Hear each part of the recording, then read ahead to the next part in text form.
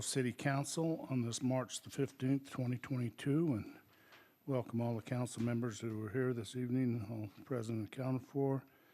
And I'm Mayor Guy Fugel. I'll be conducting this evening. We are grateful for the staff that joined us, also from our directors and our city administrator, and also the general public that have joined us here this evening. So we'd like to start out with a Pledge of Allegiance by our Fire Chief, Chief Igman, and after which our opening remarks be given by Councilmember Anderson. Chief?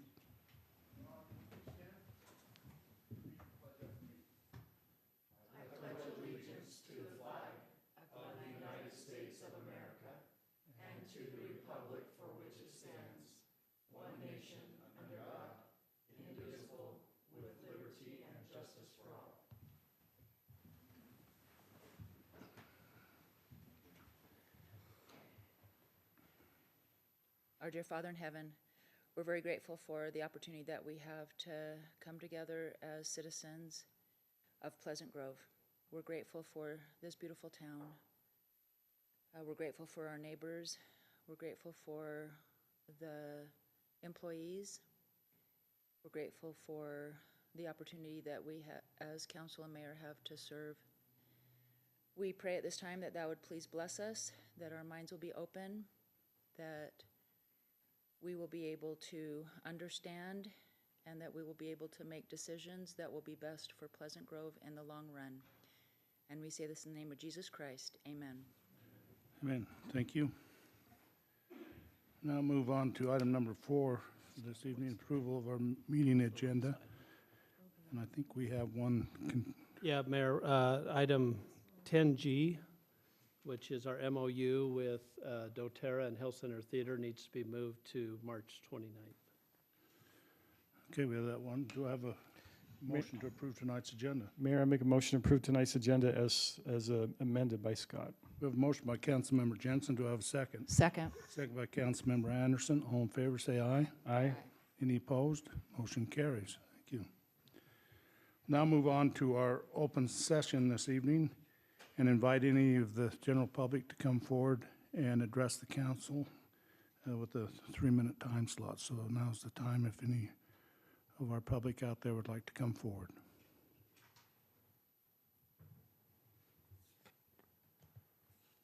I see no one coming forward, so we'll now close our open session. And we'll move on now to item number 6, our consent items for this evening. Or 6A, council minutes. And there's no minutes this time. And B, consider for approval payment and approval reports of March the 3rd, 2022.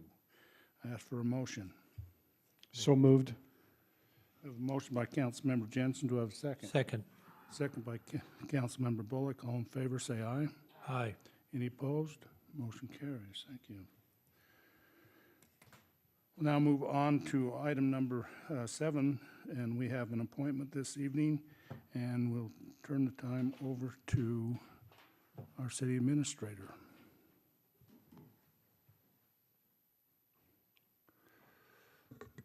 Mayor and council, as you're aware, we're have an individual here that has been interviewed and offered the job to be our new Public Works Director.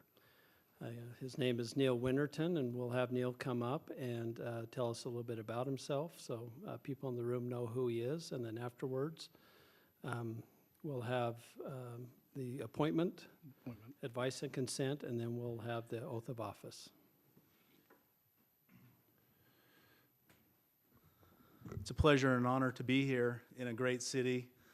I'm excited to start in a place that I moved to many years ago, and I've been adopted by the great community.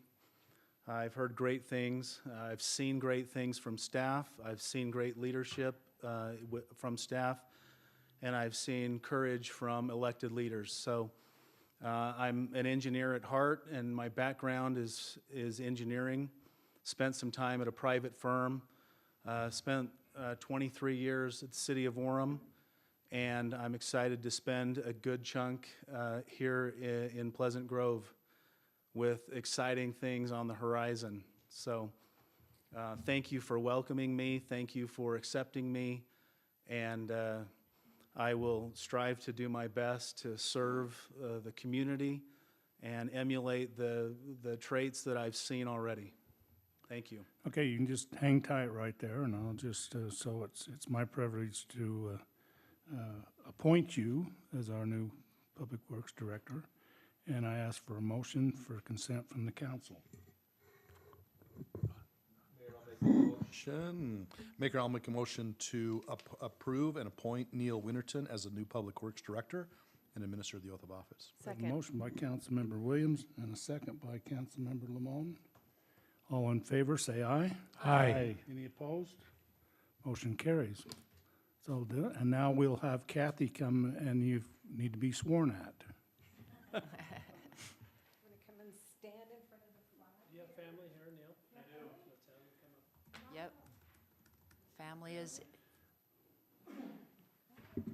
My wife Heidi is here. My oldest daughter is here with her child, is not deciding to come up. shaking head and no. I have 3 other daughters, and they may or may not make it in the next 30 seconds. Oh. It's just right there. It's right there. Right there. Okay.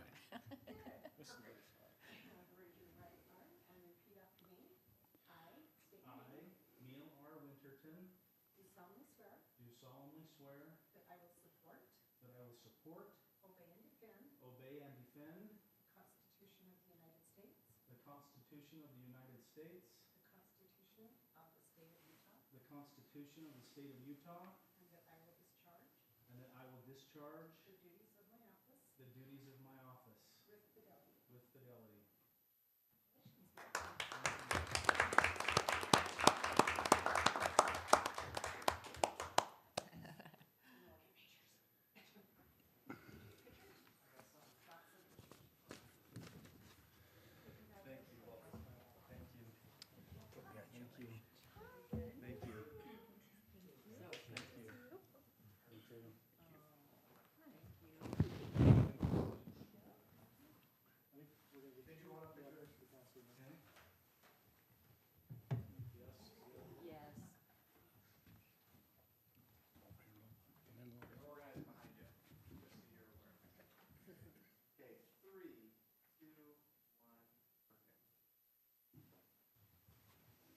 Yes.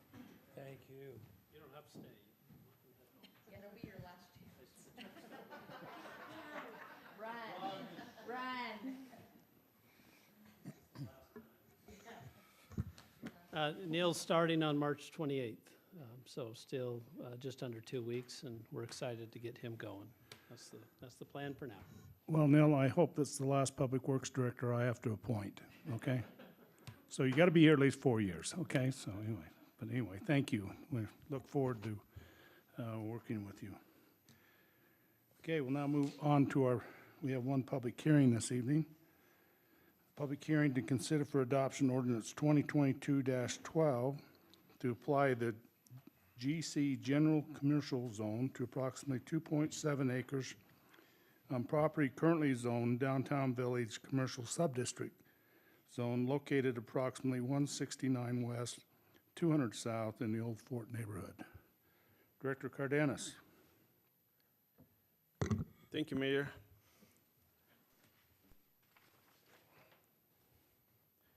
Okay, Mayor, Council, what we have in front of us right now, I'm gonna turn down my volume.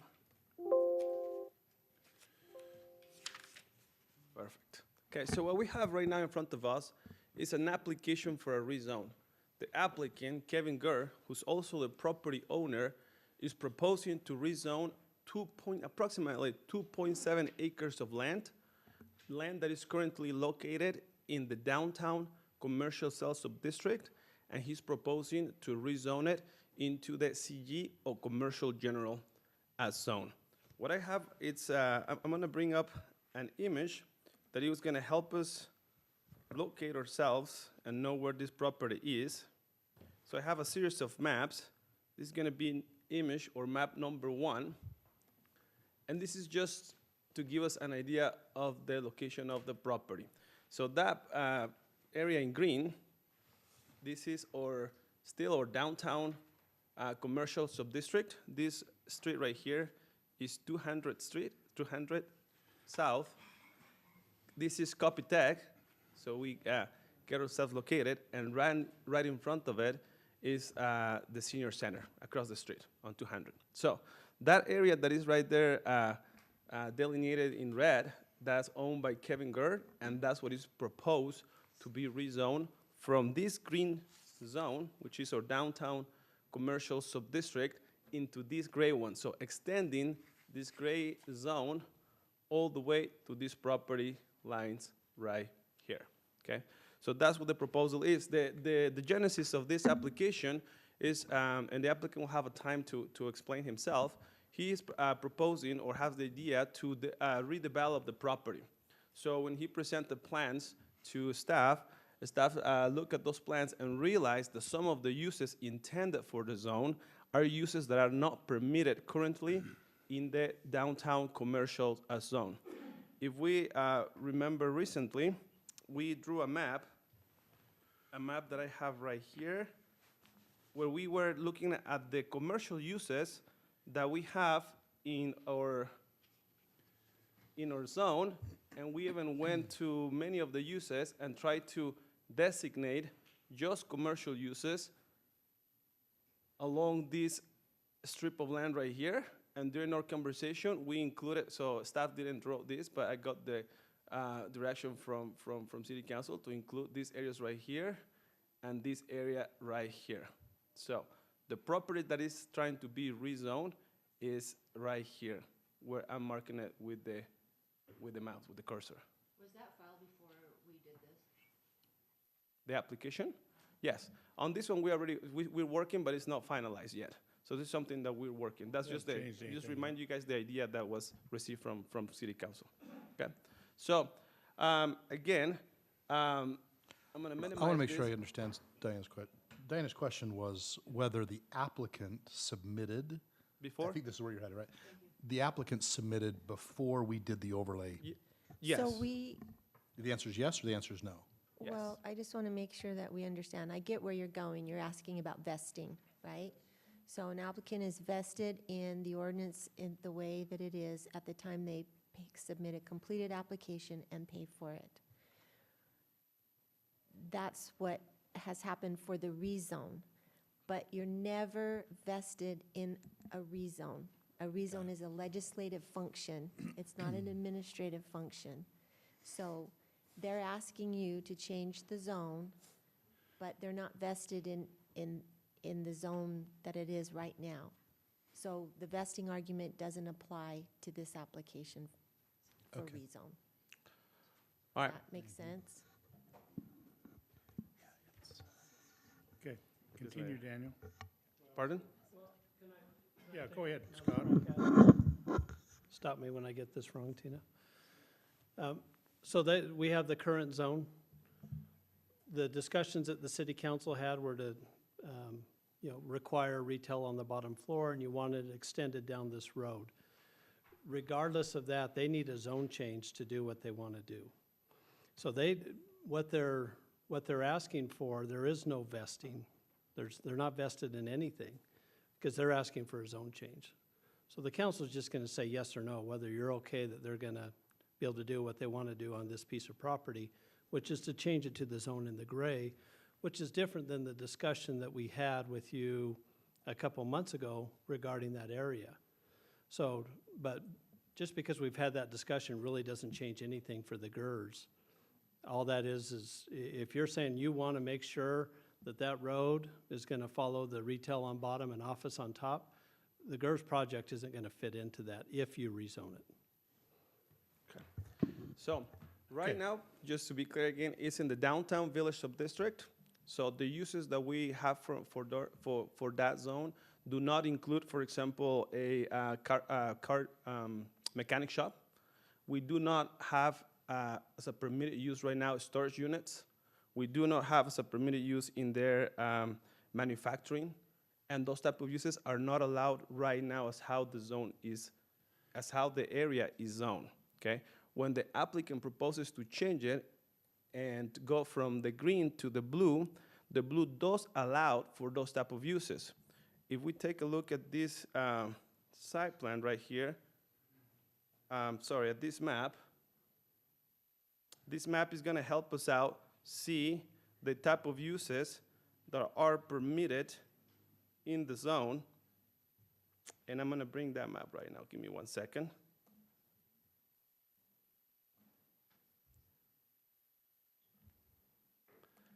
Right here. So to give us an idea, we can definitely see a differentiation of uses. These are the railroad tracks, and across the railroad tracks, the area between State Street and the railroad tracks, meaning this area right here, this is what a CG zone is, or that's how it looks like. The uses that we have right there are permitted in the CG. So what the applicant is proposing is to extend those uses to the area right here, okay? Again, the difference in uses is that the CG zone, as we can take a look at it, has more intense uses. For example, I'm gonna repeat myself, but a mechanic shop, storage uses, big areas that have storage and probably a small office, a little bit of manufacturing. Those uses are permitted in the CG. They are not permitted right now in the downtown village zone. So talking to the applicant is pursuing those type of uses, and he would like to add them. And in order to do that, a rezone is needed for this property. Again, it's for 2.7 acres. It's multiple parcels, not just one parcel. I'm gonna zoom in a little bit so we can take a look at what does that takes into consideration. So is this address 169, 175, where Copytech is, and this where 185, where this building is located. And the property goes all the way with boundaries to the overpass, okay? So again, that's what the proposal is. And this presentation was done also to the Planning Commission. The Planning Commission had an opportunity to take a look at this. The recommendation from the Planning Commission was 5-0, so it was unanimous recommendation of denial to keep the zone as how it is in the downtown zone. That was the recommendation from the Planning Commission. Denial of the proposal from the applicant. So that's what I have, Mayor and Council. I don't know if you guys have any questions. Council, do you have any questions? Yes, sorry. So the reasons why the Planning Commission decided to keep it in there is because they gave us a couple of findings. Number one, it says that we had a vision already of that area. It was to keep it as in the downtown zone. That was one. Secondable is that they don't, does the word secondable exist? Secondly, exists. Secondly, is because they don't want to invite those uses from the commercial general into the downtown zone. This downtown zone, I found a map from 2011. It's an old map, and it used to go all the way right here. And little by little the downtown zone has been shrink a little bit. And now these are the boundaries. And also the Planning Commission considers that the railroad tracks is a perfect boundary, a natural boundary for a downtown zone. So those were the findings from the findings from the Planning Commission, and they for a recommendation of denial. Daniel, just a question. Should we ask questions go ahead. now, or just a question maybe for the public as well? We're being considered. It's being considered that we change it to a general commercial versus a downtown village. Mm-hmm. Just give us the differences between those two zones and what's allowed and what's not allowed. Okay, so I'm gonna zoom out a little bit so we can see the areas. So here in the green area, we have the uses that are permitted are offices and retail. In the CG is a lot of storage, car shops, mechanic shops. They're more intense uses. As we can see, for example, this type of building and this type of, when we travel on this road, Industrial Drive, any of the uses right here will not be permitted in the downtown zone. Does that answer? Yeah. Thank you. Okay. So if I may condense in the comments, the uses in the CG are more intense than the uses permitted in the downtown zone. Any other questions? Diana? So I do know that Ace All Reds wants to do some reconstruction as well. So so this means that they won't, because they have the same, they have the retail in the front and then the warehouse in the back. So this would mean that they would not be able to, in that zone, they would not be able to rebuild. Are you talking No, out that's not- front no. or in back? No, I'm talking in back. In back here of Ace? So if All Reds tears down Ace and rebuilds, then they're not going to fit into this zone.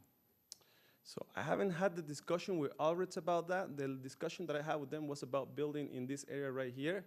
But I Yes, haven't had the opportunity to talk about but that. All Reds would not fit in this zone. So this, for Alberts, if we take a look at this, this building, the large majority of this building is retail floor. So if we look at that building, just the retail floor, because you walk in and most of it is for retail. Or and you- restaurant. Yeah, or restaurant, Chubby's. and we find the percentage they have of retail floor and restaurant is way bigger than storage. It's the opposite on the CG zone. On the CG zone, the storage is way bigger than the office or the use. So it's kind of So like, in the downtown zone, we're inviting retail. correct. And in commercial, we're inviting storage. So is Copytech retail? Yeah. Copytech, so But they wouldn't fit in this zone right now. I mean, they wouldn't fit in the downtown zone as we have, no, because they have a lot of warehouse in the back. I don't know the square footage is either way, but I don't know either, but I think, I don't know exactly what Copytech does, but those uses that are right now located in the zone, whether they're permitted or legal non-conforming, they can stay there. So regardless of the rezone or if we stay in this zone, those uses can stay in there. So they get to be legal in the zone. Okay, any other questions? Anything else, Daniel? No, Mayor, that's what I have. I'd like to give the GERS an opportunity to come forward and explain what they're planning to do with their property. And so we have, are they here this evening? Yes, they are. Yeah, they are down there. No, because it's brand Right there. It's not that industrial look. No, I know this has been in the family a long time. And for some of us, it's been and I'm around here gonna longer than others. I remember when it was the GERD lumberyard down there. And I'm going to share just a glimpse of that. Okay, and then across the street was the good grain mill. So, but Yes. anyway, go ahead. Yes. Okay. Before we start, we would like to thank Daniel for his presentation and for his help along the way and what he's done to help us in starting this project of ours.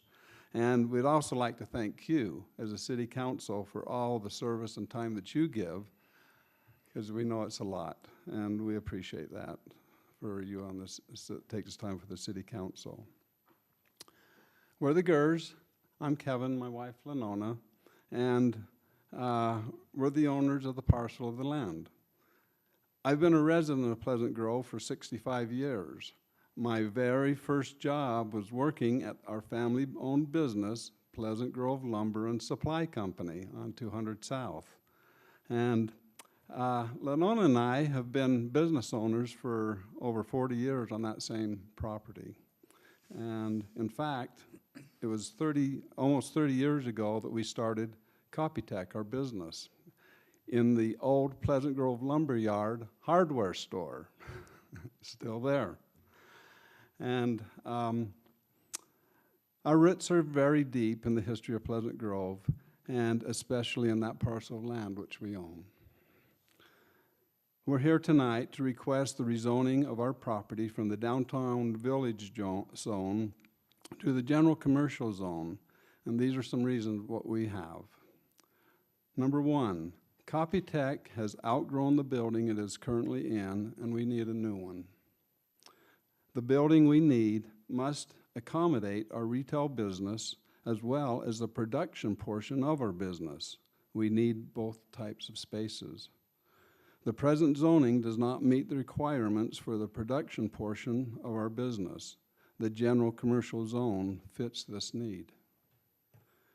2, Copytech has grown, but not enough to fill the whole building that we are proposing to build. Until that happens, we will bring in other business to occupy our space.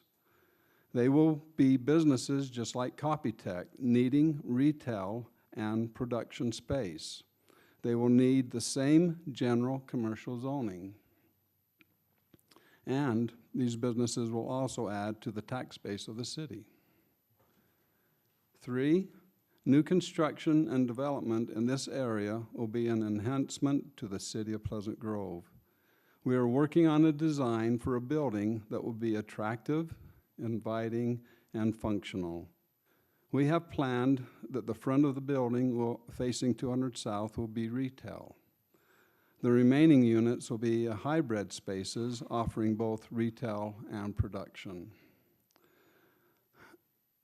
I just like to say one thing about what we've done. Everything that we're doing down there and have done down there does not fit in the downtown village zone. It doesn't.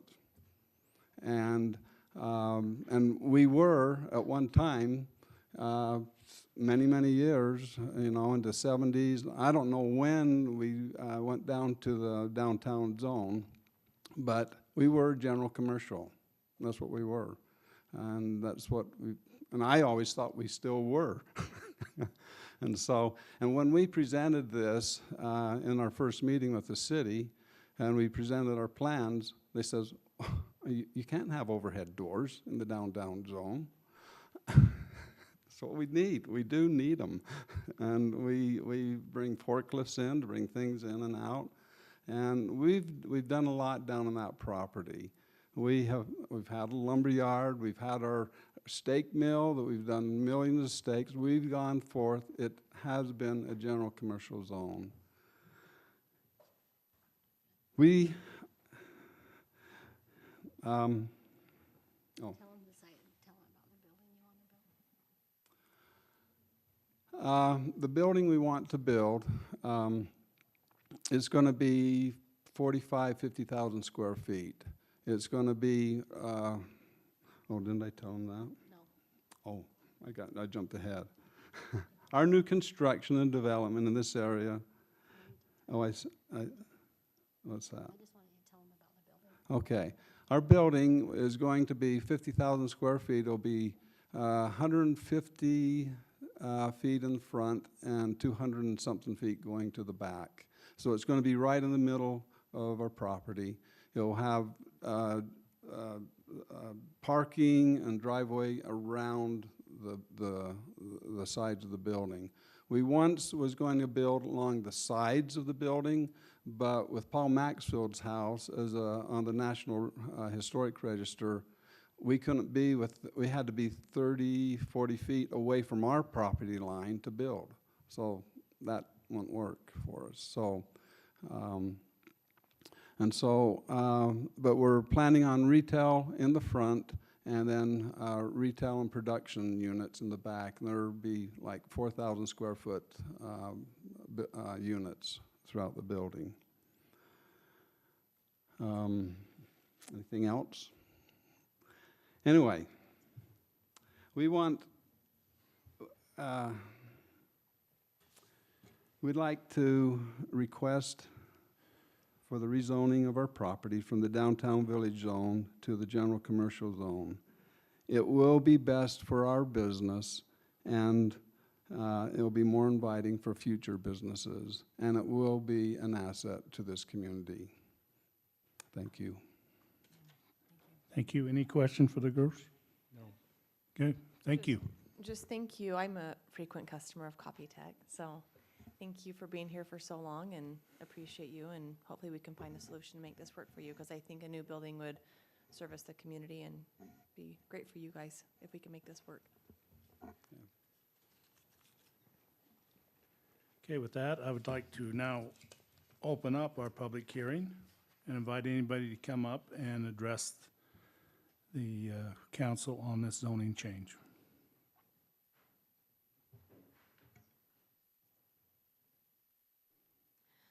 Hi, I'm Denise Trickler. I am a member of the Historic Preservation Committee. And we just wanted to let it be known that some historic buildings will be torn down again in our town. And I know that things get old and decrepit and they sometimes need to be torn down, but we are losing one building at a time kind of rapidly right now. And it's very concerning to us. And we were looking through some of the design standards and guidelines from the city code, and it said that the demolition of buildings with historic character shall be discouraged except as may be considered by the Planning Commission by the issuance of a conditional use permit with the advice of the Historic Preservation Commission.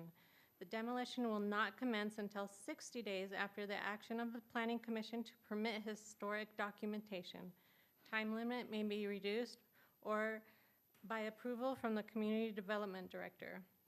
And a lot of these buildings that have been taken down have not ever come to us for advice. And it's concerning because that is in the city code. And we know that a new building would be beautiful, but this building right here is the old depot, and that would be torn down. And then the house that is being torn down right now, we know that that could not be saved. It was deteriorating. But Copytech is even a historic part of this city. And so we would just like you to take that into consideration as you're changing things, because we are losing the history of our city. I have a question, maybe this is for Tina or Denise, regarding the city code. Is that in relation to private property or city-owned property that historic homes are on? Oh, it's both. It's both? Okay. Please keep we will not reply back to them. Oh, okay. Okay, please follow our procedures. Okay, anything else? That's all I have. Okay, thank you. Uh-huh. Anyone else? I see no one coming forward, so we'll now close our public hearing and bring it back up to the front here for further discussion with the council. I got a question for Daniel.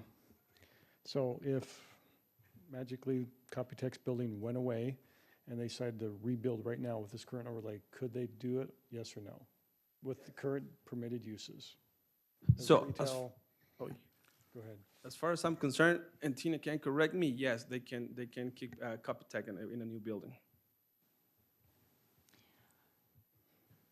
I did have a chocolatier that's on Main Street that has outgrown her space, and she would love to be in a space. Her needs are that retail in the front, workshop in the back. So that would fit. I mean, I think there's a need that can still be in the historic zone, but I think it's a need, so. Well, what one use would we have to add for them to do what they want to do? What one permitted use? So, Or is there multiple? And I had a couple of meetings with the girls. It wasn't, so Copytech, let's say they demoed that building, they come with a new building, so Copytech can stay in the new building. It was with the rest of the rest of the uses, the rest of the space for the building. So when I was looking at the pictures and the images, those buildings were more for a CG and can host a CG. However, if they, for example, right now, if they go ahead and do the building that they're planning on, and the chocolatier wants to move right there, it's permitted in the downtown zone. It's permitted. The difference from right there, if we take a look at that, it's very visible. I mean, when we have a building that probably 20% of the building, and that happens in the CG, 20% of the building is just the office, and then you have 80% of the storage. That's different than when you have like a 50-40, 50-50, something like that. So staff is always very, we work with the applicants when we see a case like that. It's just that, I mean, if you take a look at the CG, it's a completely different feeling and ambience. So there has to be an ask for certain other permitted uses from the CG, right? What are those that they're asking for that they want to be in that zone? I don't know if you guys have already some tenants planned, but for example, we're talking about someone who does cabinetry or something like that. That, for example, cannot be in the downtown, and it cannot be on the CG either. So the manufacturing of it, when you have the big chunks of wood and fix, so it cannot fit in either or. But for example, to fix cabinetries, yes, you can do that in the CG zone. You cannot do it in the downtown zone as we're speaking right now. So my take is, matter of fact, maybe pull that back just a little bit so we can see. Zoom out. Maybe just pull it back a little bit. You know, we spent a lot of time on this downtown zone, ensuring that we had the ability or businesses within that zone maintained a retail perspective. We wanted to maintain that downtown zone to invite people to come and chocolatiers, for example, right? Or Copytech, or restaurants, or what have you. My feeling is that I love Copytech. I utilize it usually every week. I want that type of a store in the downtown zone.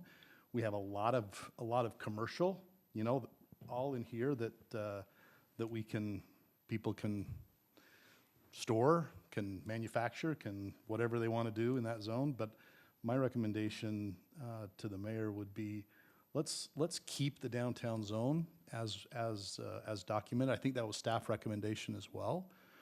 Is that right, Daniel?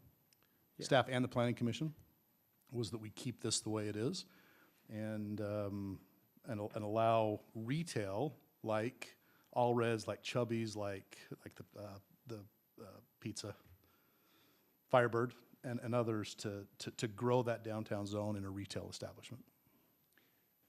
Yeah, the trouble you've got with that, you've got a unique piece of property here that's got frontage onto Second South, but it's so deep, and we don't have that elsewhere. That's what doesn't work there for the property owner. And so I asked you, Todd, what are we gonna do with the rest of that property? Well, I'd love to know from a retail perspective. The applicant kind of talked about retail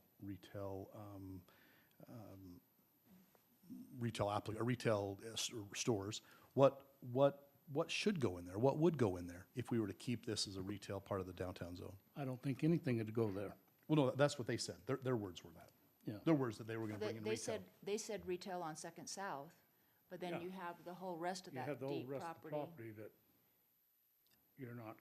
I mean, it's And hard this because is- we're being asked to, and this is the tough thing about city government, quite frankly, is that we're being asked to approve or deny a zoning without really truly understanding what could or even what the applicant desires to have in there. Well, I think he explained to us what he was gonna put there. Well, I'd sure like to, well, Here's a list that I have of big difference of uses between these two zones. For example, and I wrote a list right here. Small manufacturing of computer pieces. That's allowed here. It's not allowed here. Parking, automobile parking. So you can use a big chunk of area right here to park, no right here. Building materials. You can produce building materials right here, but not right here. Automobile repair.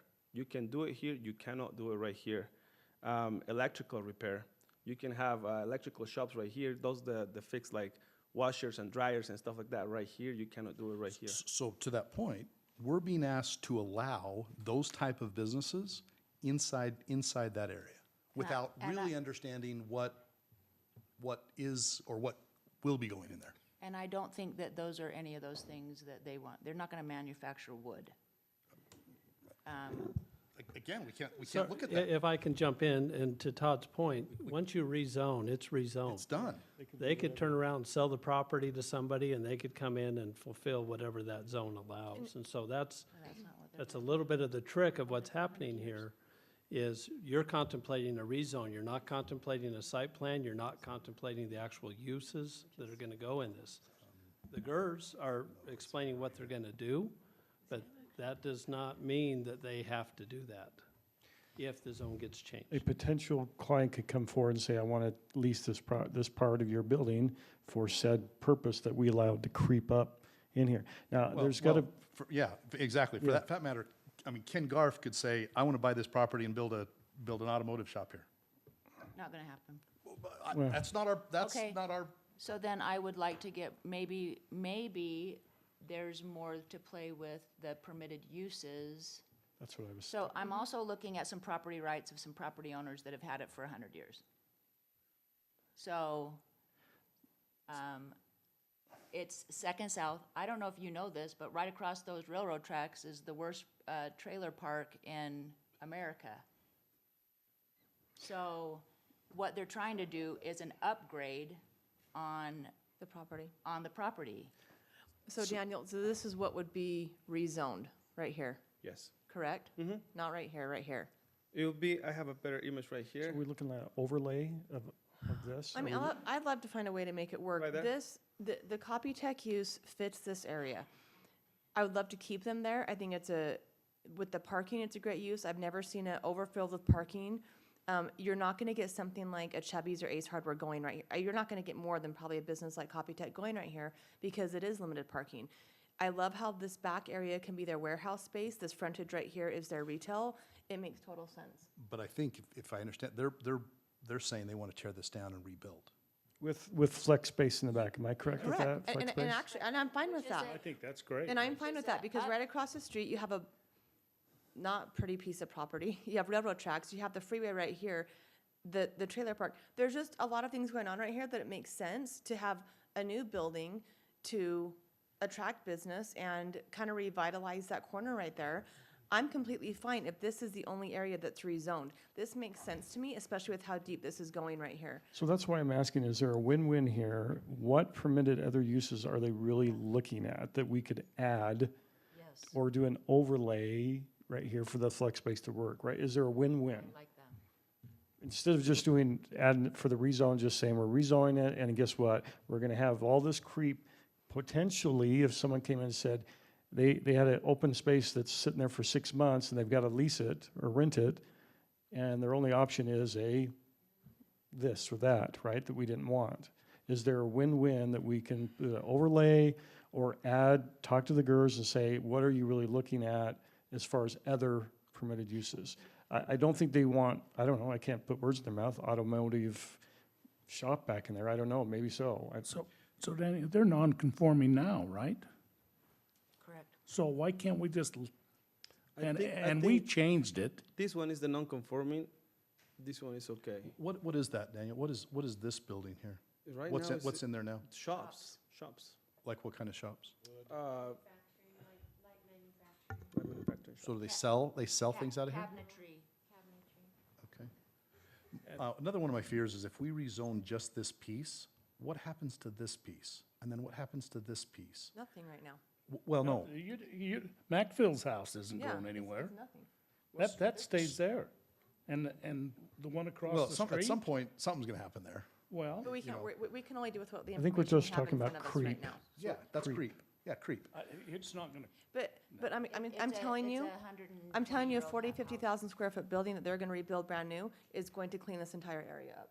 it is. This is going to improve their property value, because it's now going to be not a blighted piece of property. It's going to actually be a nice building for our community and be able to keep a business going for the next 50 years. So what can we do, not zoning it, but maintaining the rights of the property owner to build what they want and continue to keep the retail establishment that we have desired in the downtown zone?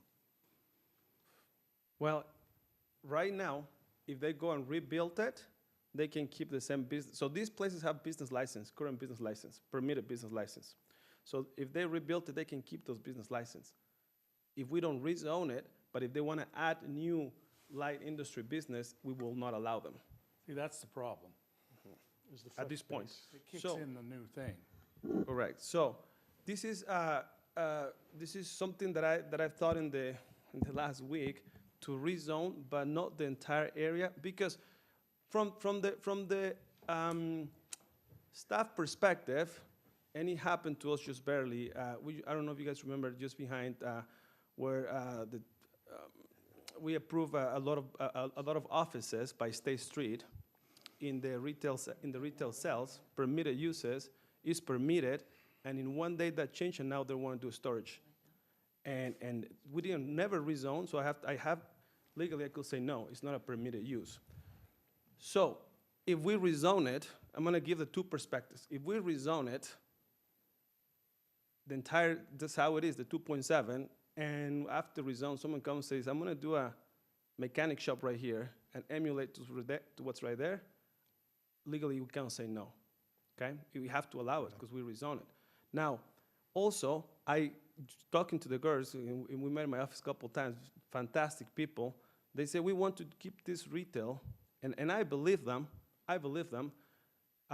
hope it develops like that. So what I was thinking lately is, why don't we reduce the area that is proposed to be rezoned and make it smaller to the back area, so then we for sure keep the retail in the front, and we allow for this type of uses to be on the depth or on the back of the property.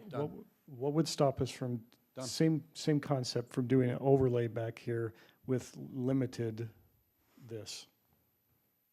Well, the thing is that we don't know exactly what uses they're gonna bring in there right now, because someone came, they do the building and they have 5 empty units, and then someone comes with a different use and. Well, are there some no-nos we absolutely just don't want, right? I mean, this is what it's getting down to. We just, again, I'm for this, I love this development, what's going on.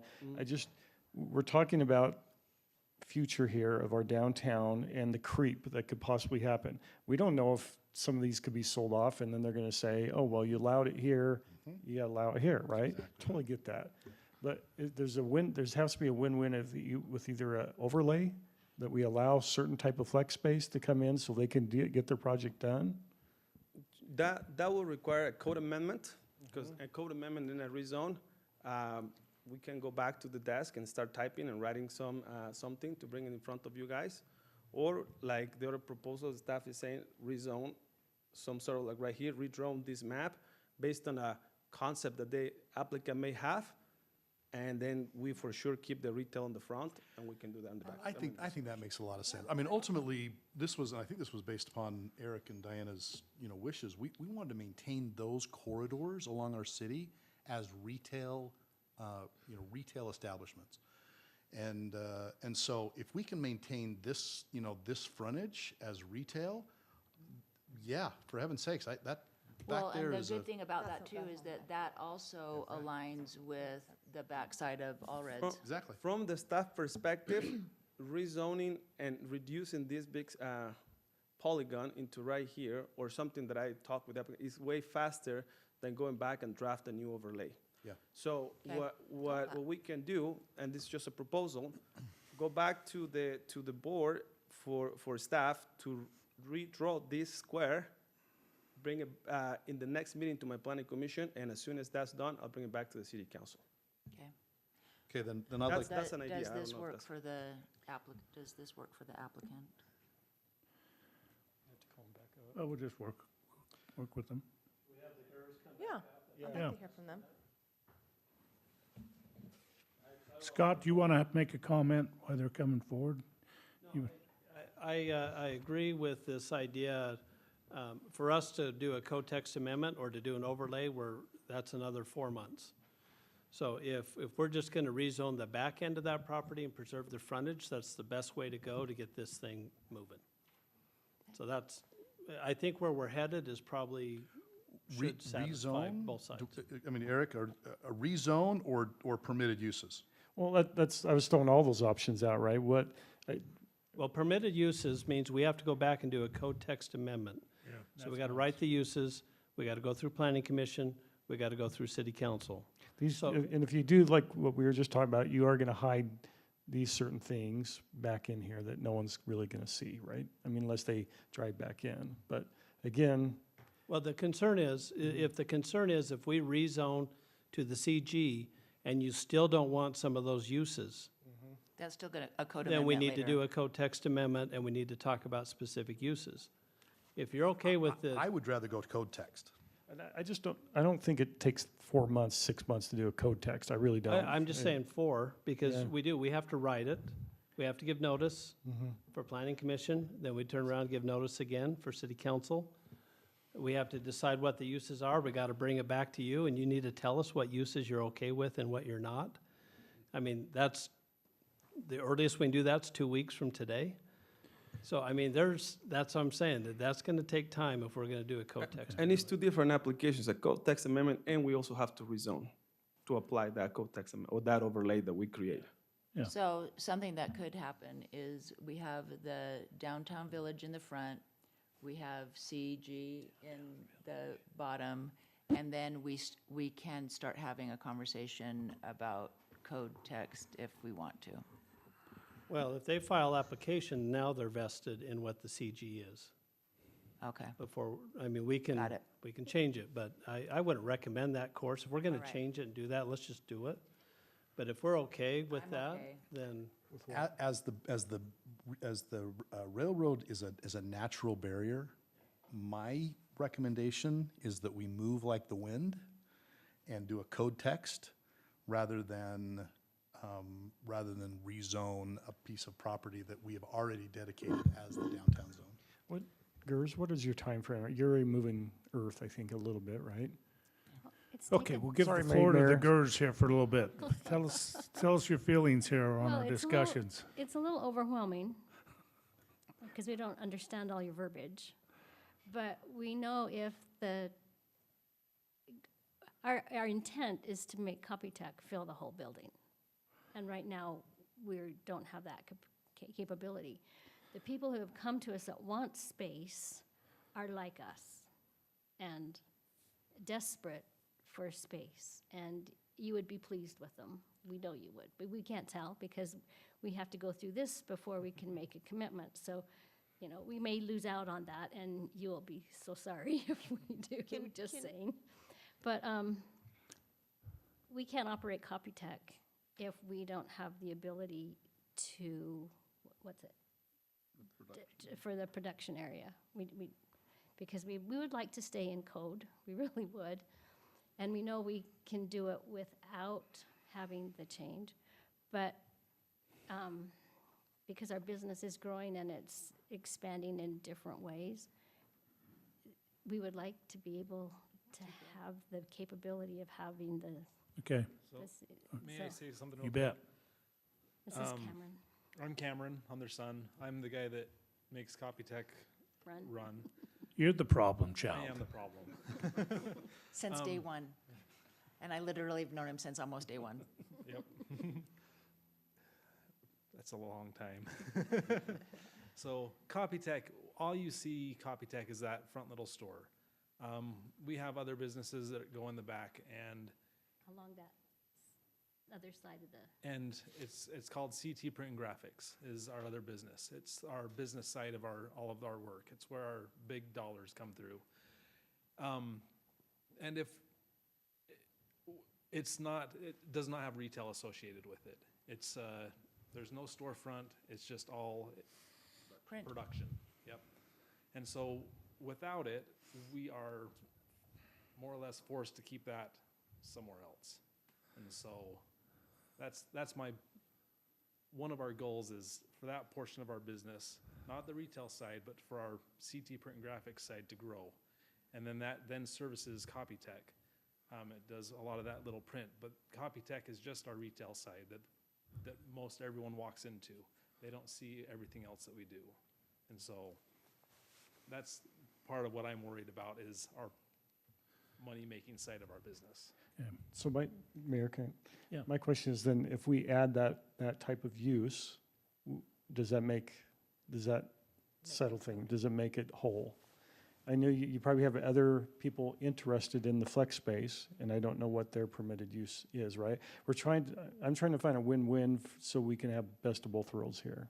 And I just don't know what that means to you, what other permitted uses. It doesn't sound like you're bringing in a car dealership or a car, garage or whatever, but You are throwing ideas at me. I know, I know. So one other thing, and this was bouncing off of what Todd said, is that the railroad tracks is a natural divide. And if we had, so where I don't think creep is gonna happen because of that. If they got retail downtown in the front and were able to have the light and, light is industrial, light manufacturing, well, not even Flex manufacturing, space. it's not even Flex space. manufacturing. Yeah, flex space in the back. I would love to do that, and I'm okay with that. Yeah, let's keep in mind that not even manufacturing is permitted on the CG zone. Yeah, It's, okay. bad word, sorry. Okay. Tina, our general counsel, do you have some comments to make? Well, I was just gonna make a couple of points. I think if we can resolve the issue with adding uses, that's probably the best way to go. I don't know what the other company is that you're thinking about, but if there's a way to talk to Daniel offline and see if that's be the fastest. I don't know that we would need to do an overlay and a permitted uses change. We would do probably just one, we'd be able to do one of them. The other thing is that, and I'm not speaking against it because I think it's a great idea, but traditionally, we usually don't split zones on parcels. We don't usually have two zones on one parcel of property. So that's a little unusual, just. Well, for the development, they're gonna have to replat it anyways. So that was the idea, because they Oh, will good have to idea. replat. Because the buildings they cross property lines. Okay, so when Have they to replat. replat it, would you make those different parcels? Okay. Correct. All right, but still one Because, owner? because if we just add the use without creating an overlay, we're not adding the use just to those parcels, we're adding the use to the entire commercial one. And I thought we wanted to stay away from those office uses or intense I'm just uses. thinking that there might be, if it's just two, I think. Well, anyway, if the we can GERS, talk if you're offline okay about talking to that. Daniel, talking about certain permitted uses, then I think we could have a discussion again. I don't, Yeah, my recommendation then would be to deny this motion, let them go figure out what they need to do as far as plat and potential permitted uses, and then come back in 2 weeks or 4 weeks or whatever you. Can this be ready for the 29th? No, because it's got to go through planning commission. He'll have to take it back to planning commission. So it could be done the first part of April, I would think. When's your next planning commission? So my next planning commission is on the 24th, but we already missed the date to notice. Correct. So we'll do it on April 7th, and we can come back to you guys on April 19th. We don't have a meeting on the 19th. Okay. Spring break. When and what date are we meeting in April? And Daniel, does We have planning time to commi- come on the 12th, sorry. Does planning commission meet on the 7th, because that's spring break? Yeah, planning Oh, they commission. will? Those guys work really hard. Okay, so they're here no matter what. They don't care. We'll make them work hard. They're volunteers, okay. No, I did. I know.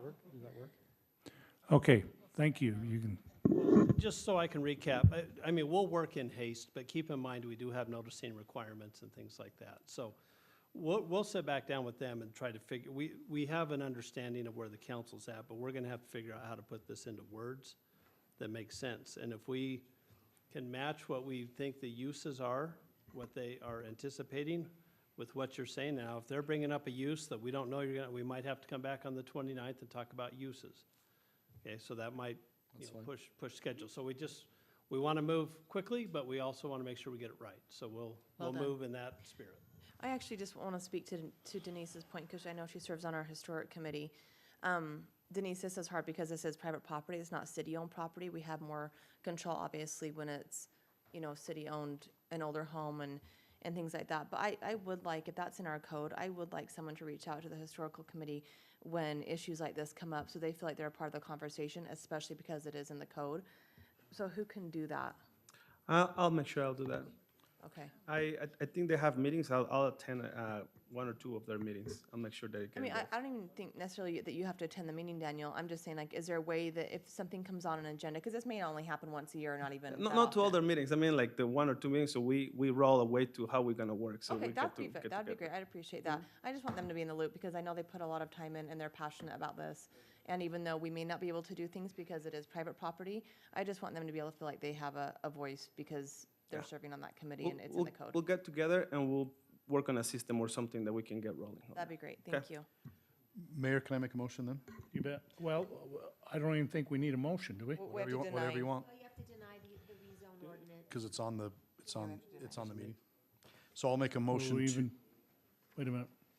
Can I just, it Yes, might go make ahead. sense for us to continue this, Yeah. just in Yeah, case that's we what need I to was- bring it back, That's right.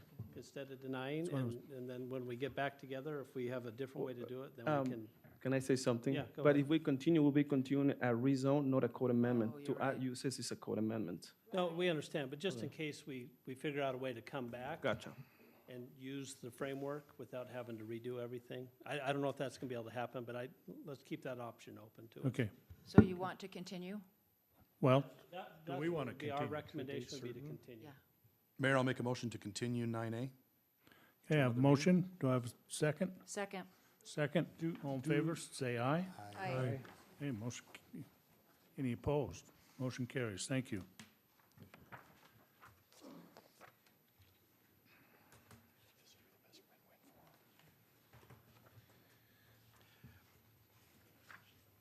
Okay, we'll now move on to our action items for this evening. And we'll move to 10A, consider for approval site plan for 29 multifamily, single-family buildings totaling 62 residential units on property located approximately 314 South Garden Grove Lane in the Grove Zone, Mixed Housing Subdistrict, Samwise Lane neighborhood. Director.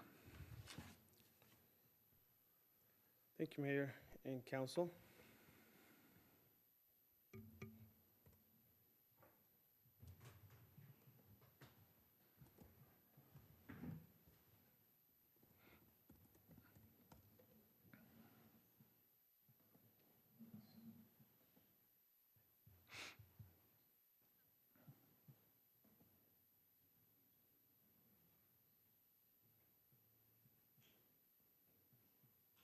Okay. Perfect. Mayor and Council, as you mentioned, what we have right now is two items, and I'm going to present both of them at the same time. It's for a subdivision plat and for a site plan. So just to make sure I say this first, the use that is proposed in this zone is permitted in the zone. So it's listed as permitted zone. It's part of the last piece of land that we have that we allow for multifamily, 12 units per acre. That's the density allowed in this zone. This is Evermore. I'm gonna use my mouse, I always forget, but this is Evermore right here. And as you guys recall recently, we rezone a sliver portion of land right here from commercial sales to the mixed housing sub-district for it to be able to get this development to meet their open space requirement. So again, the zone is in the mixed housing sub-district. So this zone allows for townhomes, allows for apartments, and allows for residential uses. So here's an aerial view of the properties. We can see this area is surrounded by multifamily. All of these areas, buildings right here are multifamily. When I was working with when staff was working with the applicant, we were trying to design something that will look like single-family homes, like a development that has single-family homes. So this road right here, Garden Grove, keeps going north and eventually meets 100 South. And there's also a road, a public road, that runs along right here, the north portion of the land. And those two roads are public roads. Here's the plat. So the plat will have these four parcels. Sorry, these four parcels gonna have parcel A, parcel B. I can see very well, but these four parcels right here that I'm signaling with the mouse, and that's where the residential will be located. This shows a little bit. This is also the plat that shows the location of the buildings and how they're gonna be. It looks like rectangles right now because this is part of the plat. But if we can see going north, traveling north on that road, all of these units right here are single family. And once we hit this other public street and we travel west, the units on the north side, they're also single family. So what is the multifamily portion is what we have right here inside of it. The total number of units for this is 62 units. We're talking about 6 acres, so the applicant could have gone with 70 units, something like that. But the applicant also has requirements to meeting regarding open space, regarding landscape, and I think the applicant did a good job trying to accommodate all of their units right there. One thing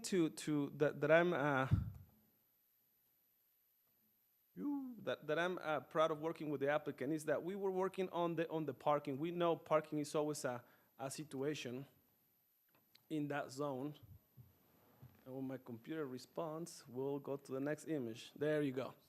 So here's how the building's actually gonna look.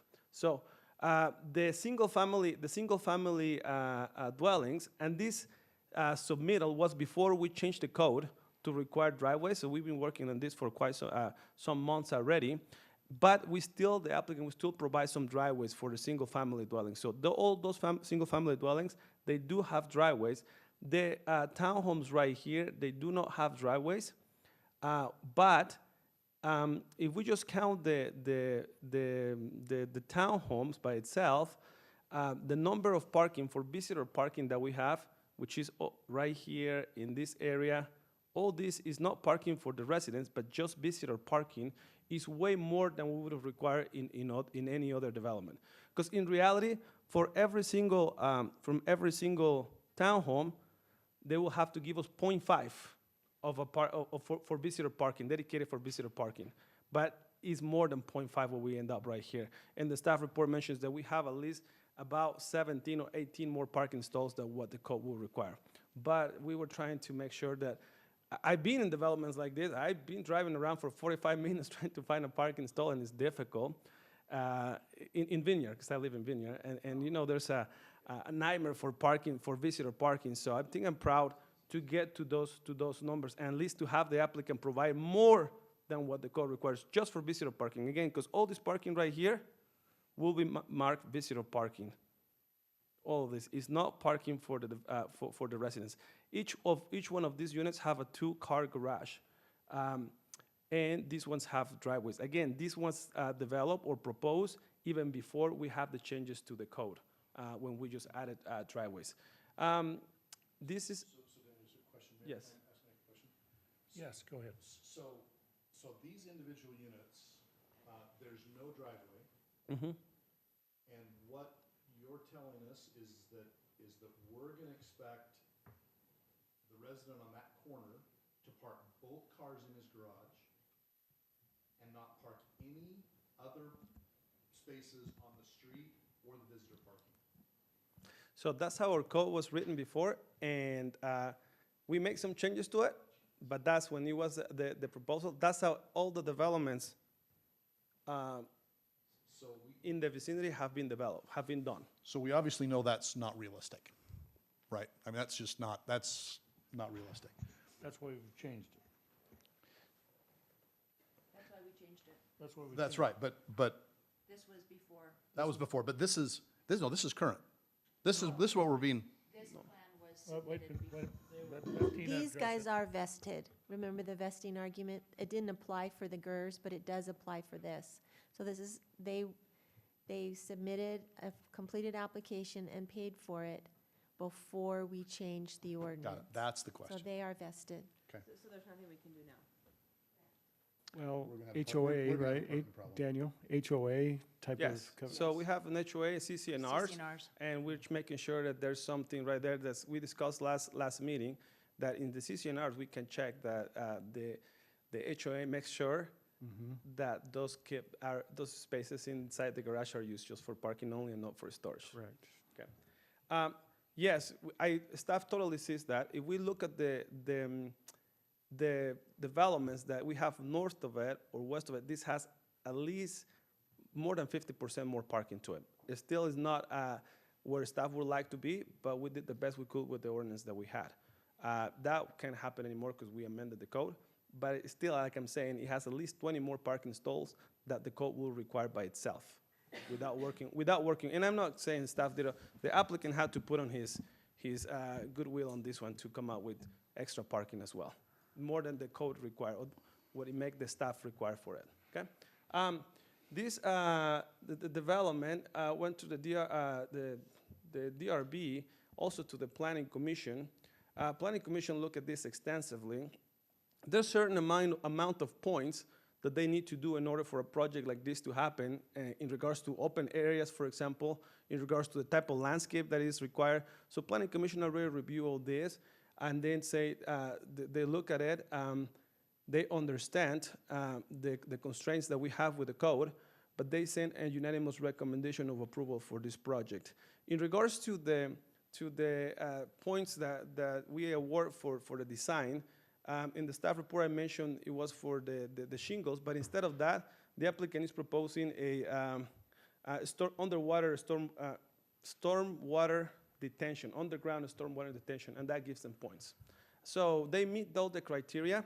So this is an administrative decision. Therefore, it meets all the requirements that we have in our current code. Any other questions for Daniel? Okay. Thank you, Daniel. Is the applicant, would you like to come forward and say anything? We'll give you the opportunity to tell us about your development here, from your perspective.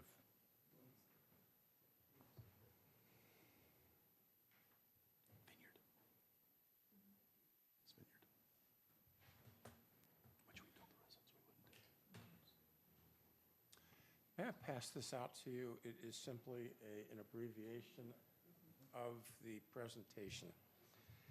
My name is Michael Brodsky. My address is 84 West 4800 South in Murray. It is a pleasure to be in front of you again, and thank you very much for your time. I only have a few comments. Let me get this a little out of my way. I'd like to talk about the parking first. The interior townhouses don't meet your city's requirement for a two-car garage. You have a requirement that they be 24 feet wide interior, and these homes have a 22-foot garage. And as a result, when you had your parking calculation done, that interior townhouse unit garage was counted as one space.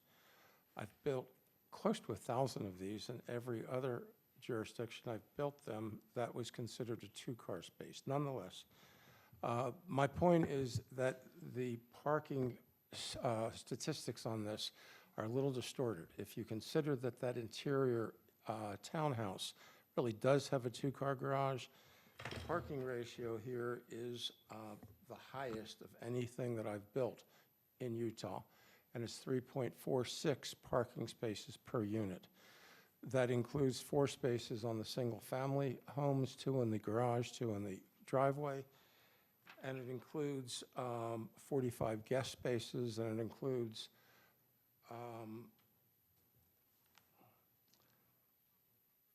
88 parking spaces for the townhouse if you consider the interior as only one garage or one stall. And then if you consider the interior as functionally 2 stalls, it adds another 28 spaces. I can tell you that my company has built this configuration of townhouse in a number of jurisdictions around the state. We've built them in Riverton, we've built them in Murray, we've built them in 3 or 4 other cities here. And parking with this configuration has not been a problem.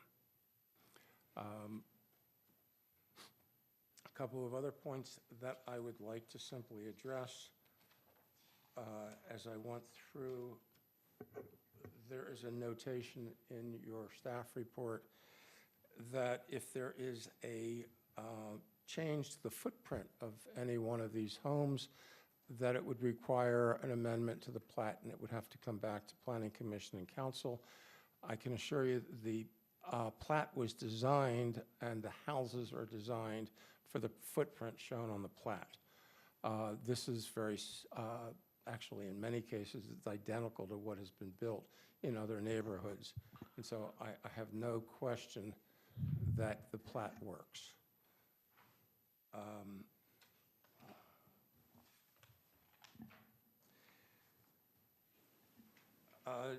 Mr. Cardenas showed you a plat earlier that was necessary to record in order for us to even purchase this property. This was a unique situation in as much as we are purchasing, or we actually have purchased, we own this property now.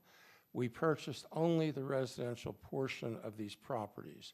They were owned by a number of different groups and families, and in order to acquire only the residential portion of each one of these properties, we actually had to do a subdivision before the final development plan was approved. Once that subdivision was approved and the council here approved it, we were then able to purchase only the residential portions.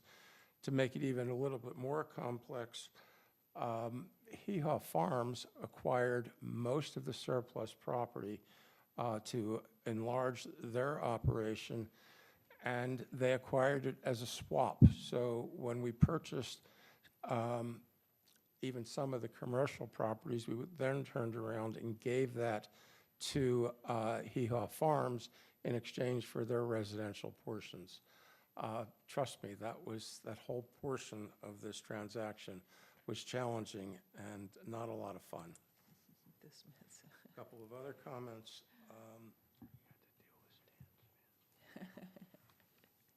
You have a colored rendering in the package that I just gave you. It is a demonstration of the landscaping, among other things, and the park facility.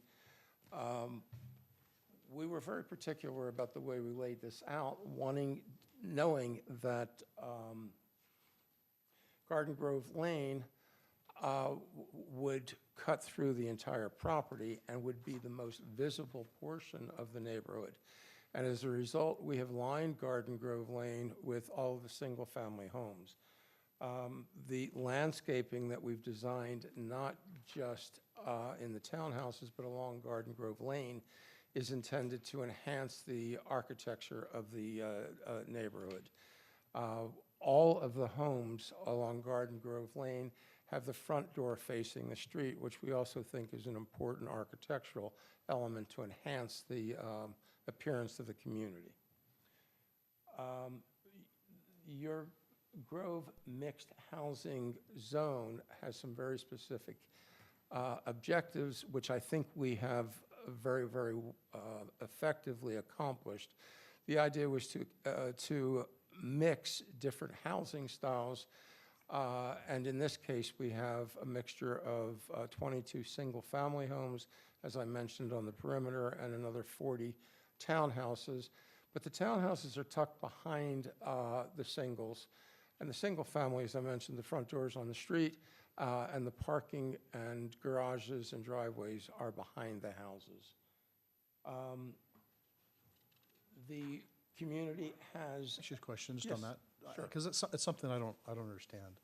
So, if you look at the single family, the drive or the front door is back here, right? That's right. So they would have to. So if I was going to visit someone in lot 17, I would have to park here on the street and walk to the front door. Is that? That's correct. And if I and so I don't. So what we're doing is we're telling the visitors to park out here, not in the parking spaces inside the development. So there are overflow parking spaces inside the development. Okay, is that from a city perspective, is that a problem that we outsource our, outsource is the right word, but we tell them they have to park outside of the development?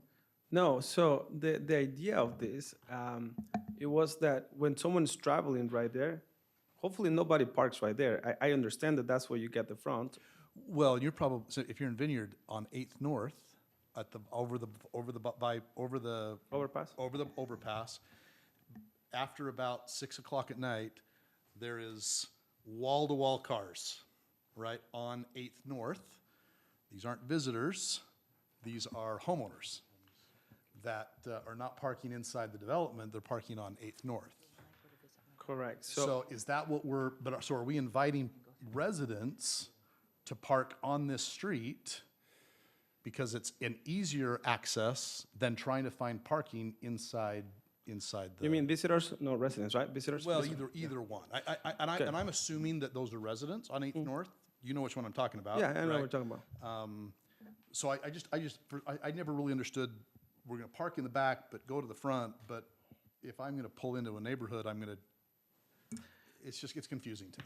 So what happens, should I answer to that? So what happens with 800 North, and we're talking about different city, but none of the dwellings have frontage to right there. If you see the overpass, they're all far away. Yeah. So the problem with Vineyard is harsh.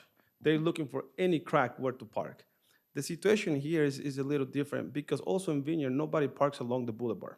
Once you make it to Water Gardens and you turn into the boulevard, nobody parks right there. Even though, so they're looking for places where that looks like parking. In this situation, we're providing enough parking, and just to be clear, we didn't waive the requirement, but for example, even though because they have a 22 white garage, staff only count that as one parking stall. And then that's how we were able to get extra parking for the visitor, because we only count one. We went multiple times back and forth. The applicant was wishing we could count it as two, and we say, no, we only count it as one. So we did the maximum we could with the ordinance that we had to make sure that we had enough. The purpose of that design was that when you're traveling on that road, you get to see single-family homes, and you don't get to see just if you want to go into that's where the main the front door is. I get it, but most people use actually the driveway to go and park. So that was the situation. Instead of pushing it toward the street, bring it to the inside of the development. That was the idea. That's what we do. My daughter lives in Saratoga Springs, and we park in the visitor parking, and then we go through the garage. Did not just waive the parking requirements. I only counted one per, even though there's two, but I only counted one, and that's how we were able to push and get more parking on the other areas. So that was So in the research, you're convinced that parking on Garden Grove Lane won't be a problem? We expect that no, it will be a problem. I thought it would be harsher if we had the driveways facing that way. Okay, thank you. And yeah. Okay, thank If I you. could add to that too. Yeah, thank you for your comments. So we'll now move on. So thank you. Okay. Okay. Given that, I am done, Okay. unless you all have right. questions for me. So with that, any other questions, council? No.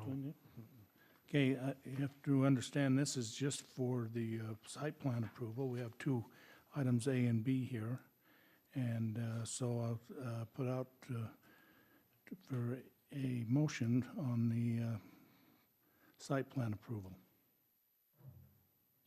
Mayor, I'll make a motion for approval of the site plan for 29 multifamily and single-family buildings totaling 62 residential units on property located approximately 314 South Garden Grove Lane in the Grove Zone Mixed Housing Sub-District. Okay, we have a motion by Councilmember Jensen. Do I have a second? Second. Second by Councilmember Anderson. All in favor, say aye. Aye. Aye. Any opposed? Okay, motion carries. We'll now move on to 10B, to consider for approval final subdivision plat and 62 total units called Tri-Side Farms Plat A on property located approximately 1314 South Garden Grove Lane in the Grove Zone Mixed Housing Sub-District, Sam White Lane neighborhood. And do you have any other further comment? No, Mayor. Okay, no further comment. And I ask for a motion if there's not any other questions from the council. Mayor, I make a motion that we approve the final subdivision plat with 62 total units as previously stated. Second. We have a motion by Councilmember Anderson, second by Councilmember Jensen. All in favor, say aye. Aye. Any opposed? Motion carries. Thank you. Now I'll move to 10C. Consider for adoption Resolution 2022-015. Did you have anything else? Yep, we'll excuse I you. can go. Yeah, everything Thank you you. passed. Okay, thank you. Thank you very much.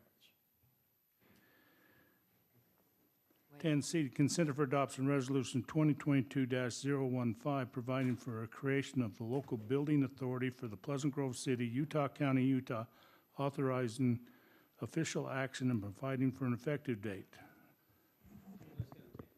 Okay. Mayor and Council, this resolution is before you for the creation of what's called a local building authority. It used to be called the Municipal Building Authority. It is a separate entity and considered a special, a local district, special local district under the state code. The purpose of the local building authority is the entity which will be established in order to proceed forward with the Hale Center Theater project. This will be the entity that will own the building, own the facility, and also issue the bonds when it comes time. We had a municipal building authority in the past, but we did not have any use for it for several years, and so that entity registration lapsed. In the meantime, the state code changed a little bit from municipal, an MBA to an LBA, so we thought it would be prudent just to recreate the entity under the new statute. Do you have any questions? So this could be used for other things besides this project? Yes. Okay. Yes. And also just a little bit about the process. We're going to create the entity tonight, and then we register it with the state. And once it's registered with the state, then on the next agenda, we'll be presenting the organizational documents, declaring the mayor as the chairman and the council members as members of the board, and also adopting bylaws. But Okay. we need to create the entity first and have it registered, and then we'll present the other things for your approval. So very similar to the RDA? Yeah, it's very similar to the RDA, how the Okay. RDA functions. You'll have to hold special meetings as the LBA board rather than the city council whenever it's conducting business. Any other questions for council? Okay, thank you, Tina. Thank you. And if that, I'd ask for this will be ask for a motion, it'll be a roll call vote, so ask for a motion. Mayor, I make a motion that we adopt Resolution 2022-015, providing for the creation of the local building authority by Pleasant Grove City, Utah County, Utah, authorizing official action and providing an effective date. Second. We have a motion by Councilmember Anderson, a second by Councilmember Jensen. And we will start out with Councilmember Anderson, Yes. Councilmember Bullock, Yes. Councilmember Jensen, Yes. Councilmember Lamone, Yes. Councilmember Williams. Yes. Okay, thank you.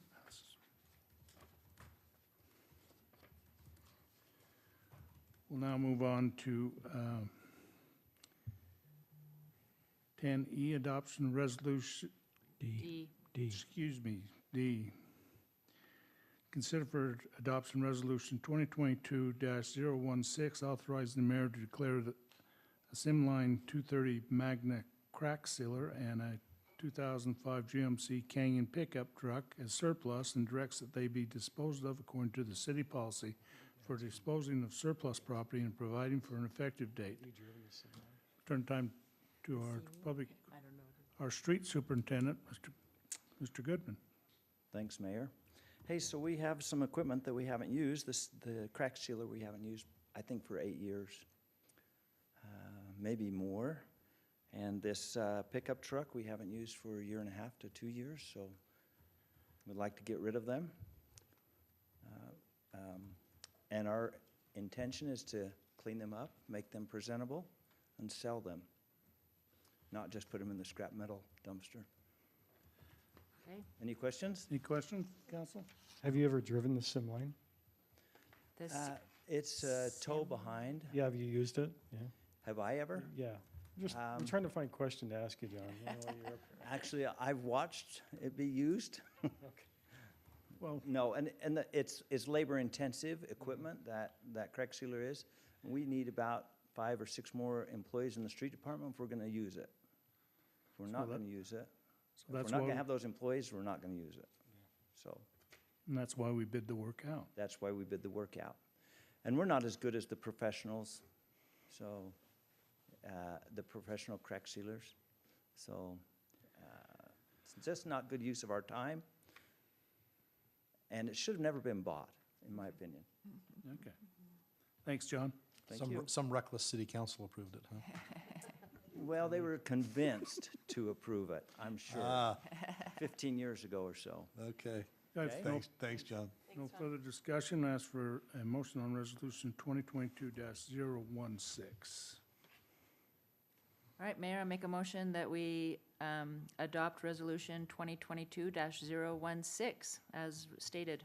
We have a motion by Councilmember Anderson. Do I have a second? Second. Second by Councilmember Bullock. And we'll start out with the roll call vote on Councilmember Anderson. Yes. Councilmember Bullock. Yes. Councilmember Jensen. Yes. Councilmember Lamone. Yes. Councilmember Williams. Yes. Thank you. Passes unanimously. Now move on to our next item. Consider for adoption, Resolution 2022-017, accepting the Municipal Wastewater Planning Program Self-Assessment Report for the 2021 calendar year and providing for an effective date. Aaron, time over to you, our city engineer. Thank you, Mayor, members of the council. Now that we've flushed out the rest of the items, we can finish out strong with Public Works. And this is one of those things that we do annually. This is probably pretty common. You guys have probably approved several of these, but we have a very good and very robust sewer system that takes care of our city, which we're very thankful for. Occasionally, we do have problems, and we try and get those taken care of and fixed and repaired as quickly as possible. And so as part of us having one of those systems, the state of Utah requires that we submit an annual report to them of our system. And so we take that information. This has actually already been submitted. I believe what's in your council packet has already been submitted, but they require us to have you ratify this action as part of your duties as the council. And so we have this item before you for your approval. Okay, any further question? Nope. If not, I ask for a motion on Resolution 2022-017.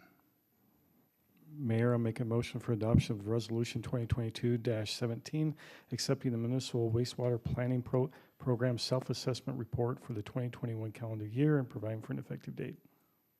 Okay, we have a motion by Councilmember Jensen. Do I have a second? Second. Second by Councilmember Lamone. We'll start out with Councilmember Anderson. Yes. Councilmember Bullock. Yes. Councilmember Jensen. Yes. Councilmember Lamone. Yes. And Councilmember Williams. Yes. Thank you. Motion carries. Now move on to 10F to consider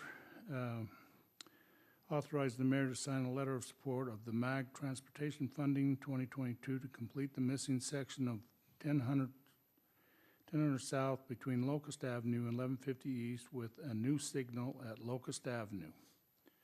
Turn time back over to you. Mayor, members of this council, this project actually came before you about 2 years ago. We submitted this at MAG, the local Mountain Land Association of Governments is what it is. We meet as a TAC committee, Technical Advisory Committee to the county, where they disperse all the monies that they get from both local and state monies as well as federal monies. We have the opportunity to submit on grants or to get money for these. We pay about a 7% match on these types of dollars. And so what we're presenting before you here is one project that we have submitted on last year or 2 years ago that did fairly well, but it was just below the funding line, so they only have so much funding. And so if we're not funded, then we either don't pursue that project or pursue it at a later date. And we felt like that this was a key enough project that we needed to pursue this round of funding. And so this is again before you to have your support. Okay, any other questions for Aaron? So wait, so this is 1000 South between Locust and 1150 East. Yeah, so the road right now, if you continue on North County Boulevard, it dead ends at Locust, basically. There's a little stub road that goes Yes. up just a little bit farther, and it would continue that road up to the 1150 East. And then eventually it will go up and wrap around and go down Linden, right up against the base of the mountain, and there would be there's a major connector plan in the long-range plan that MAG has, but this would also provide a lot of good use. and good access for a lot of the residents of both Linden and Pleasant Grove to have that direct access to North County Boulevard. And then the signal piece is going to be critical. We did some preliminary checks as we were doing this project and found that we needed to have, that signal would likely be warranted as soon as that road went in, and so we wanted to add Got that it. piece to this project. Got it. Remember that one meeting when we talked about a roundabout for like a, that was 7 years ago, 8 years ago? We That talked was- about a roundabout right there. Right, Scott? That was a while ago. Okay. Okay, Any other questions for Aaron? no, thank you. Okay. If not, I ask for a motion. Mayor, I make a motion that we authorize you to sign a letter of support of the MAG transportation funding 2022 to complete the missing section of 1,000 South between Locust and 1150 with the new signal at Locust. Second. I have a motion by Councilmember Anderson, second by Councilmember Jensen. All in favor, say aye. Aye. Those opposed? Motion carries. Thank you. And then we've continued 10G. And so I noticed that we, Neil, you joined back with us. Do you have anything else for us this evening? Or you just came to figure out? I do not. I'm not on the payroll yet, so. Okay, all right. Well, you missed your opportunity for the public input, so we won't give you any time. So anyway, thank you. Okay, turn back to our city administrator. Just one last item from the budget, from our work session, and that is this page that says property tax discussion on it. Want to review that real quick with you. When we had our budget and planning retreat, the council requested that we kind of had different options on how to tackle this. The option number one is the one that we've been talking about the most, and that is what we called holding the rate. So if we get our assessed valuation and it automatically lowers our rate in order for us to stay revenue neutral, according to state law, if we want to hold our rate, then we go through the truth and taxation process. And if in option number one, if we were to go through that process, on the bottom part of this shows that we're estimating a 10% increase in assessed valuation, which would generate $319,558 additional dollars for the city. To the resident, that would be an extra $2.42 per month, based on an average home price of $500,000. Now, we don't know what the average home price is in Pleasant Grove until the county gives us our numbers in June. 500,000 might be slightly low for the average home price right now in Pleasant Grove. The last time we asked, it was $389,000. I think that was like a year ago. So things have changed in the last year, but in a general sense, we want you to know that if we were to hold the rate, then our residents, based on the average size home, would be paying $2.42 a month. If they have $1 million home, it'll be $4.84 a month. If they have a $250,000 home, I don't even know if those exist anymore, it'd be $1.21. Option two would be if we decided to actually increase the rate slightly. So not only hold our rate, but actually increase the rate a little bit. If we were to do that to a 15%, so it'd be whatever our assessed valuation is, roughly 10, and then if we were to go another 5% above that, it would generate $486,054. The increase per month for a resident on a $500,000 home would be $3.68. Option three is if we were just to settle on a rate and said, okay, we're comfortable with $5 a month for our residents.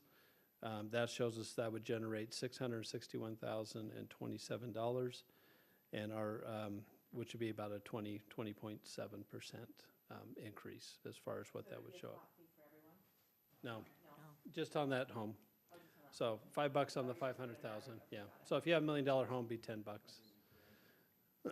So this is just kind of gives you a flavor of what your options are, because really Thank you. you That's have great.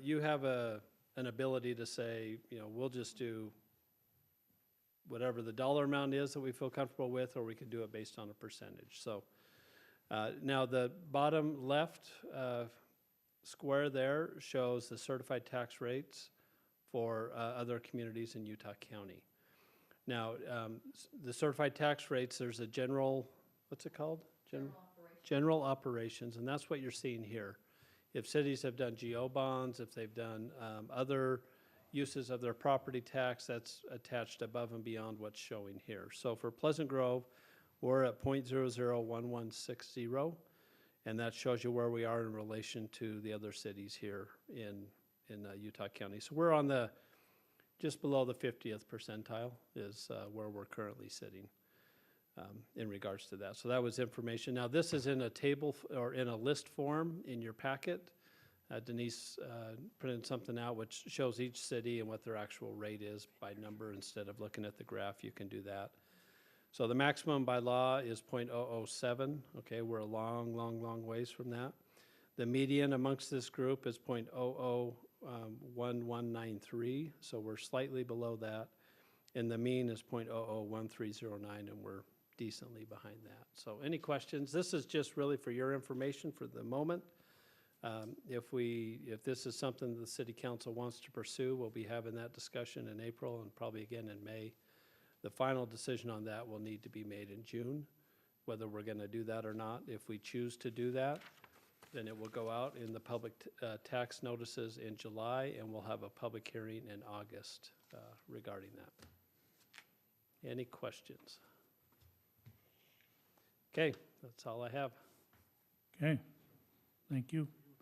Well, now we'll open up and give time to any of the directors who would like to come forward and fill the council in on anything that you have going on. Any directors?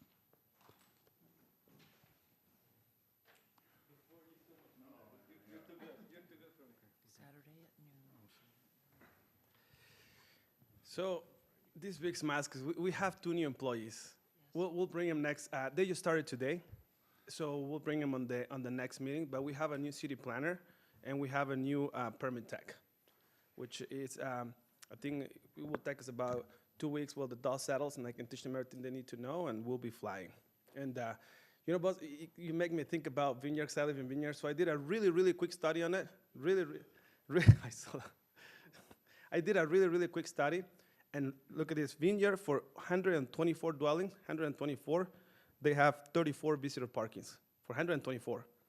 In this project that I show you guys, for 40 multi-family units, we have 55 visitor parking.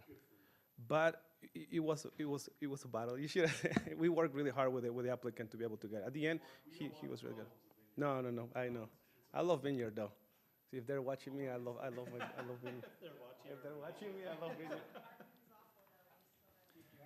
And did you see their tax rate? Yeah, did you see their tax rate? That's what I was saying. Oh, I'm not moving the vineyard. Okay, chief. Really quick. I know I emailed you guys, or texted you guys, like a week and a half ago, and that was, I think it was last Sunday. Sunday go ahead of that big storm.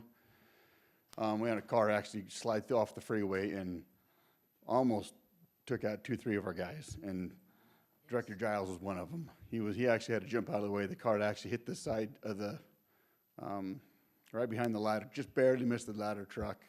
They had parked it real well to block the whole scene, but it was right behind the ladder truck, hit the barrier, and actually went right through the whole scene. Hit 2 other cars that were in the accident that was there, and so they're real lucky. They're super lucky. I'm sure Dion's probably. He was right. They could probably tell you more than I was, because I showed up afterward once I heard it come out. So they were real lucky. But I thought I'd let you guys know they did a good job blocking the area, but sometimes things happen. And we have a lot of close calls quite a bit, but this was a super close call. We got real lucky on this one. On that, we're going to leave a week from today to pick the engine up. So we should be back with it by the 28th.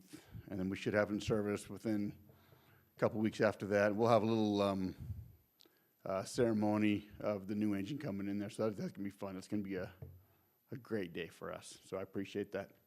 And that's about all we have. Okay, thanks, chief. Thanks. Anything else from the directors? Aaron?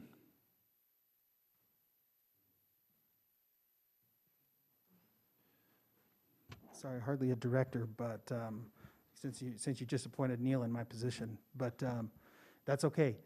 We also have 3 new employees that are going to be starting, Neil being one of them in Public Works.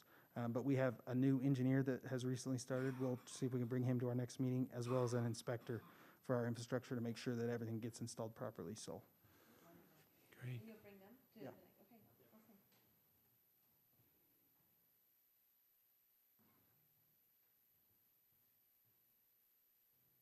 awesome. Okay, I don't see anybody else have anything, so we'll now bring it back up to the council here. Well, I'll just, Denise, do you have anything else for us tonight? I'll just try to make the print bigger on the front for the report. For the old people. Okay, Kathy. Kyler? We are willing to have a reasonable accommodation for magnifying glasses if you need it for next council meeting. Okay, come Tyler, back. talk about, he can talk about employee appreciation, their meeting. Yeah, Yes, I think we're anticipating May for our employee appreciation shindig. Is that the official term? It is. Oh, a shindig. And so we're Burn-ins. going to be meeting, we have a committee, we'll be meeting this week on that. And so just to anticipate May, we'll have a date after that meeting this week. And then we should be sending out the nomination form as well this week after that committee looks over it. How okay. do we get burn-ins, please? Turn to our city administrator. Just calendaring and just a reminder, we are meeting in 2 weeks, so we have 5 Tuesdays in March. So we'll meet on the 29th. We only have one meeting scheduled for April, that will be the 12th, so we're not meeting spring break week. And the week after that, the 19th, I think, some of you are going to be down in St. George for the league meeting. So just the one meeting in April, and then May will be back to the 1st and 3rd. Okay, thank you. With that, I'll turn to Councilmember Jensen. Do you have anything for us? You probably got the 2 invites for Soccer Post on Friday, ribbon cutting at 3 p.m. That's the old Payless store. So he's super excited. The store looks really good for you soccer enthusiasts. And then Grove Station official grand opening ribbon cutting on next day at noon. Also, how did who went to the soft opening that we were invited to on? The whiteout blizzard? I did. I went. I did. Went and Sid I went. drove by and it was I did. packed. It was And packed. decided to go someplace else. Yes. They only had one food truck there though, so it made your wait long. But it was cool. All right. That's it. It is. I don't have anything. No, nothing. Okay, thank you, council, for tonight and for all the discussion and appreciate you, especially working with the GERS, and I think we can come up with a solution that'll work for them down there. So I think it'll just take a little more work. So anyway, with that, we don't have anything else this evening, and so I ask for a motion to adjourn. So moved. Second. And